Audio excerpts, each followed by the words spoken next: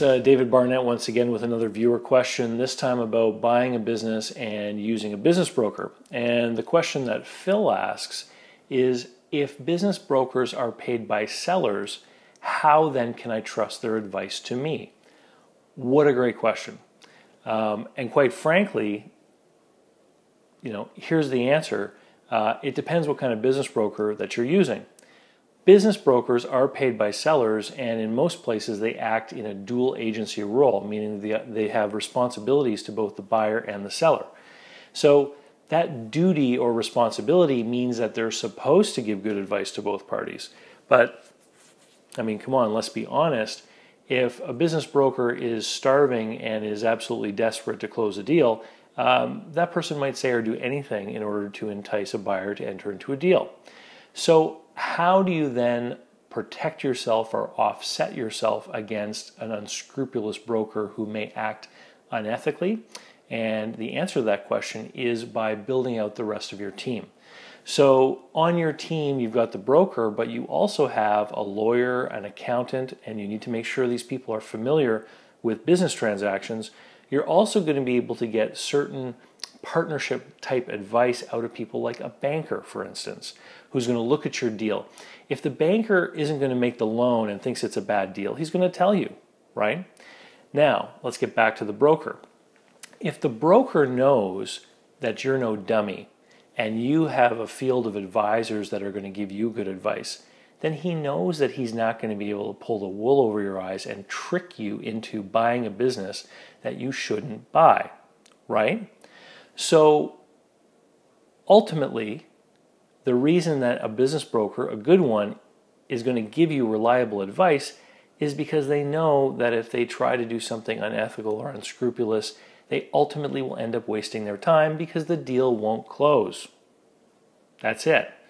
I learned very quickly when I was a business broker that if the buyer wasn't right for the business, or the business wasn't right for the buyer, or there was something fishy going on with the seller, that I just didn't want to invest any of my time in trying to work on the deal because I knew that ultimately it wouldn't end up happening, right?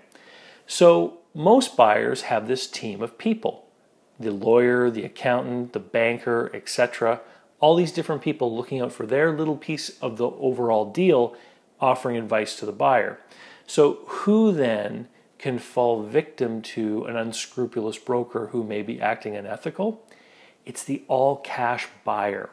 And I saw this several times with new immigrants from Asia. They came into town with a whole bunch of money, didn't pay or didn't want or didn't know how to find good advice, and would end up dealing with intermediaries who weren't fully qualified to sell businesses. People like real estate agents or maybe, some other kind of intermediary that was just trying to play matchmaker. And because these people were paying all cash, there was no buffer, no other person that could interject and stop the deal from happening, no banker, if you will, that would say no to advancing the loan. And so I actually know of several deals that were really bad deals, and the reason they got done is because the buyer had $1 million in the bank. You don't want to put yourself into a position where you're using all of your own money to pay for a business. You need to use vendor financing. I've made several videos on this channel about why vendor financing is a critical component in controlling risk in buying a business. And you need to make sure that you have your own field of team members and advisors aside from the broker. Now, if you're dealing with a good business broker, I would have to say that, yeah, you can rely on their advice, especially if they're a person who does a lot of deals. Because doing a lot of deals means they're going to have money in the bank. A lack of money, in my experience, is the biggest motivator that people have to do things that they wouldn't normally do, unethical things.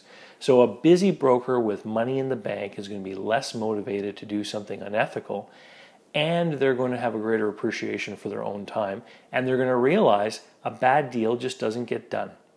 So Phil, I hope that answers your question. And as always, if you enjoy my videos and you like my stuff, please like and share. It's how I grow my audience. Thanks, and we'll talk to you soon. Hey, you made it to the end of the video. That's great. Don't forget, visit www.investlocalbook.com sign up for my email list. It's right down here under the welcome video. Thanks, and we'll see you next time.